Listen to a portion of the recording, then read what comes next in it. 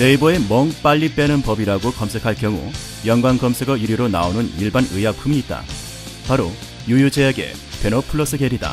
20년도 더 된 연고 제품이지만 최근까지도 이 제품을 아는 소비자는 거의 없다. 게다가 매출액도 10년 넘게 거의 제자리 걸음이었다. 2011년 10월 31일 보건복지부가 약가 인하 정책을 발표하면서 전반적 제약 경기마저 매우 나빠졌다. 동시에 인지도가 낮았던 유유제약의 베너플러스 겔과 같은 제품들은 위기에 놓여졌다. 그런데 2012년 의외의 결과가 나타난다. 2011년 4월에서 12월 대비 2012년 4월에서 12월 베너플러스 겔 매출은 46%가 증가했고 연 매출의 경우는 전년 대비 63%, 전전년 대비 104%나 증가하게 된다. 유유제약 베노플러스 겔은 타박상이나 벌레 물린 데 바르는 일반 연고제입니다. 제조법에 큰 변화 없이 20년 동안 꾸준히 생산돼 왔지만 인지도는 매우 낮았는데요. 또한 매출도 10년 동안 거의 변화가 없었는데요. 그런데 2012년 제약업계의 불황에도 불구하고 극적인 성공을 거두게 됩니다.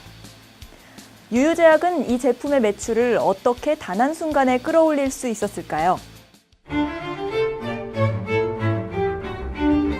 유유제약이 베너플러스 겔을 처음 출시했을 때 제품의 카테고리는 바르는 진통 소염제였다. 이에 따라 유유제약 영업사원들은 베너플러스 겔을 멘솔에담류의 진통 소염제라고 소개하며 약국에 공급했다. 다만 피부 자극을 유발하는 성분이 경쟁사 제품에 비해 적으니 아이들한테 사용하면 좋다는 식으로 설명했다. 이후 아이들을 대상으로 한 바르는 진통 소염제라는 제품 포지셔닝은 20년 넘게 계속 유지돼 내려왔다. 이때 유유제약의 이원상 상무는 제품의 기본 전제 자체에 질문을 던졌다.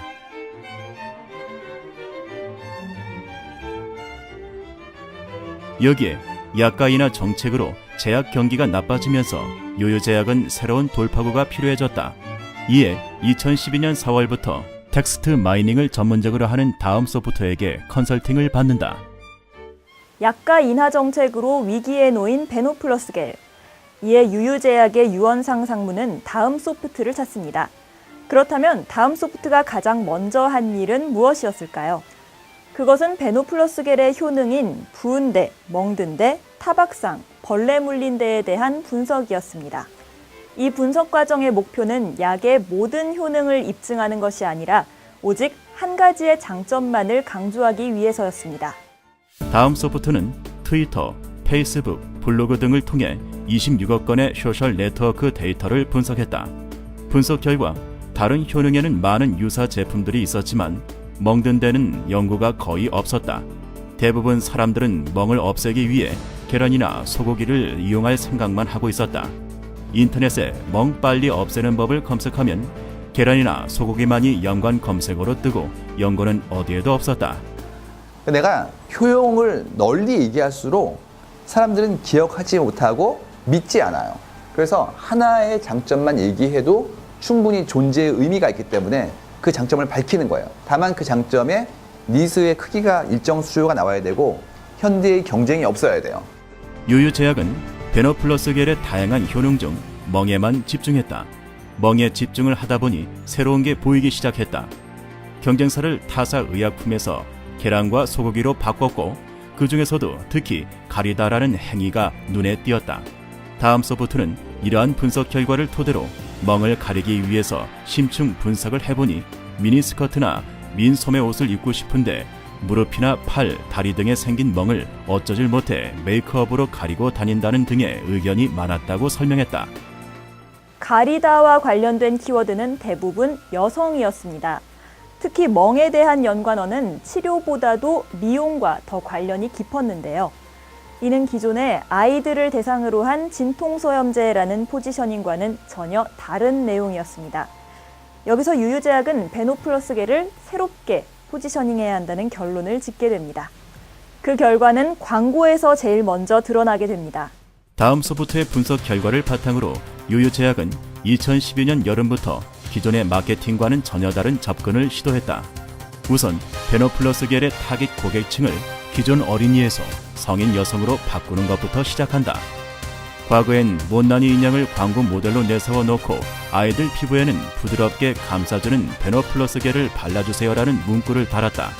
반면 컨설팅 이후에는 치마를 입은 여성이 멍든 무릎을 보면서 이런 멍 같은 경우엔 베노플러스라는 메시지를 전달하게 했다.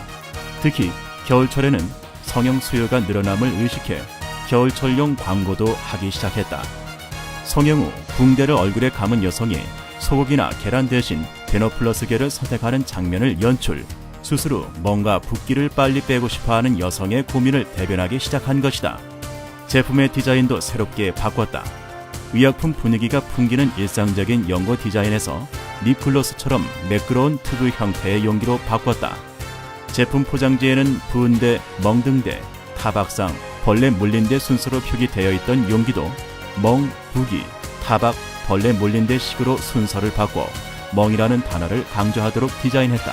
여자분들이 쓸 거니까 파우치 같은 거를 샘플로 보여주고 그 다음에 핸드백에 넣는 걸 보여드렸어요. 왜?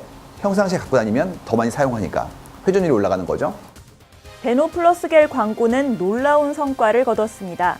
포털 사이트에서 멍 빨리 없애는 법이라는 키워드는 전년 동기 33% 감소한 반면 베노플러스 겔이라는 키워드는 557% 증가했습니다. 이 사례는 제약회사 최초로 빅데이터를 적용했을 뿐 아니라 제품의 개발 없이 마케팅만으로 성공한 사례로 꼽힙니다. 이후로 빅데이터를 활용하는 기업들이 늘고 있는데요. 이에 대해 다음소프트 송기령 부사장은 이렇게 말합니다. 데이터는 중요한 것이 아니다. 데이터는 단지 수단일 뿐이며 모든 해답은 바로 사람에 있다. 그 순간 당신의 욕망이 보인다.